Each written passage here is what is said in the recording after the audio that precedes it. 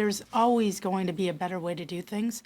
And so if we can take this and move forward and find a better way to advise the public. But I have to say, in these incidents, they are so dynamic and they are so quick.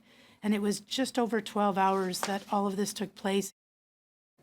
Welcome back. That was RCMP Commissioner Brenda Lucki on why the Mounties did not send out an emergency alert after they had learned there was an active shooter last weekend in Nova Scotia. The lack of warning is one of the concerns being raised about how the RCMP responded to this situation. Questions that include whether or not there were enough police and enough resources in places like Nova Scotia are now being raised. Joining me now is Pierre-Yves Bourduas, former RCMP Deputy Commissioner. PY, thanks for joining us. My pleasure, Mercedes. You had been a member of the RCMP tactical team. You were also very senior in command in the RCMP. And I know active shooter scenarios like this are one of your areas of expertise. What did you think of the RCMP's response to this situation? First of all, having been a first responder myself, I can safely say that it must have been mayhem. Must have been very hard to manage initially because the first responders actually arrived at the scene. And there's already houses on fire. There are numerous bodies. An individual that is lying on the road. There's been someone that was shot at and injured. They need to call in backup. They need to also call in ambulance. The initial responders had to gather a lot of information in a very truncated period of time in order to assess the situation. Needs to relay the information to backup units that are approaching, and according to the RCMP, at one point during the evening, there were over 25 different units, experts, emergency response team, helicopters, so they actually converge all in this area, trying to contain the 2 square kilometers of action that was actually taking place there. But one of the issues being raised is that lack of an emergency alert, that instead the police took to Twitter. They described this, and I'm looking at the tweet, as a firearms complaint. There's no mention of an active shooter. And as you know, in rural areas, a lot of people are not on Twitter at 10 p.m. on a Saturday night.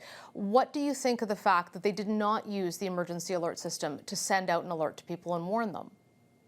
In the RCMP opinion, what they've expressed is that they hope that they were able to contain the situation and cordon off the 2 square kilometers, hoping that the perpetrator was still in the area. They've indicated in the press conference they were still trying to determine whether or not he was actually burned into a house. So they're trying to gather all this information. The emergency alert. For as far as I'm concerned, and I like the commissioner of the RCMP expressed, like stepping back. Yes, it could have been one of the tools used, but the RCMP is always seeking way to improve on their response. With regards to this particular tragedy, they were hoping to have contained the perpetrator shortly before dawn on Sunday morning. When you look at this, one of the things I know you've looked into for the force in the past is whether there's adequate training, adequate equipment. When you're looking at this response, does it raise concerns for you about whether or not RCMP officers, and I'm not talking about the specialized tactical teams, but the average frontline member has sufficient training and sufficient knowledge of how to deal with an active shooter situation? Well, the RCMP trained their people to respond to active shooters. But sometimes it's as police officers, and I've experienced this, you cannot train for the impossible. Like, one in their worst possible nightmare couldn't have dreamt of this particular situation when first responders get to a scene. You're in rural Nova Scotia, and you have limited available resources at the outset, and you're trying to assess the situation to the best of their ability. Of course, the RCMP is when you're policing in rural environment, for having done it in New Brunswick for a number of years, the backups are not immediately there. So active shooter, yes, but also you have to look at the victims, you have to assess the situation. So the RCMP, I'm convinced, will learn from this experience because the public need to trust their policing agency to respond to these types of situations. But in this particular situation, this particular instance and tragedy, it was something that I've, for one, never experienced over 33 years in policing. And I understand that not knowing that he escaped dressed as an officer obviously complicated things, but even between the time when they spoke with the girlfriend and that alert went out at 7:02 a.m. saying there's an active shooter situation, it still takes over 2 more hours to say that he's in a police car. Some in the community are saying that kind of information could have saved lives because people would have trusted somebody who dressed and looked like a police officer.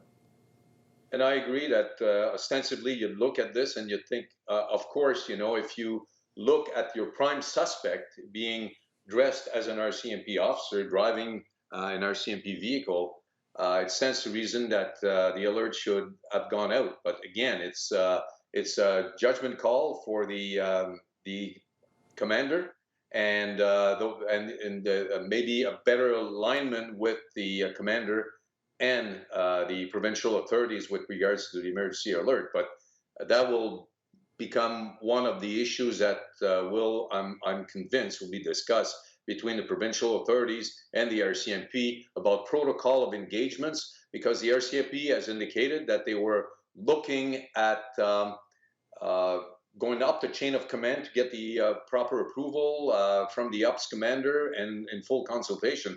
Would there be any way that this whole process could be streamlined in order to better align the emergency alert with the RCMP communications? I'm sure this question will be discussed further. Some people are wondering if tighter or more restricted firearms laws would have prevented this situation. What are your thoughts on that? Well, it's a political discussion that would need to take place. I'm not at liberty, but I'm certainly a strong proponent that the fewer firearms, the better it is. But of course, in this particular instance, the RCMP has indicated that this individual actually sought these firearms out of the U.S. I'm sure the investigation will reveal how he managed to obtain handguns and long rifles in order to carry out the unthinkable for people in Nova Scotia. PY, thank you so much for joining us and sharing your expertise with us today. It was my pleasure, Mercedes.